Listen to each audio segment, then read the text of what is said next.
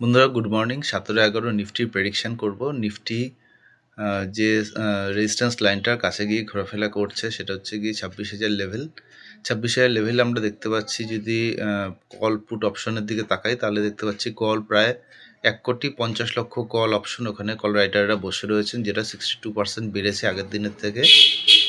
সুতরাং একটা আমরা ওখানে রেজিস্ট্যান্স পাবো এবং যেটা আমরা দেখতে পাচ্ছি যে স্লাইটলি বিয়ারিশ হয়েছে পুট কল রেশিও, যেটা একের নিচে নেমে গেছে এবং ট্রেন্ডটা স্লাইটলি বিয়ারিশ। সুতরাং আমরা হয়তো দেখতে পাবো যে ওই লেভেলে 26,000 লেভেলে কিছু সময় নিফটি স্পেন্ড করছে, হয়তো ছোটো ছোটো ডাউনসাইড রিপেল এফেক্ট হতে পারে।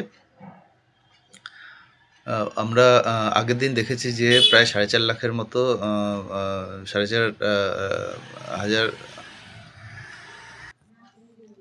5,000 কোটি বিক্রি করেছে এফআইআই রা স্টক বিক্রি করেছে এবং প্রায় 9,000 কোটির মতো ডিআইআই কিনেছে।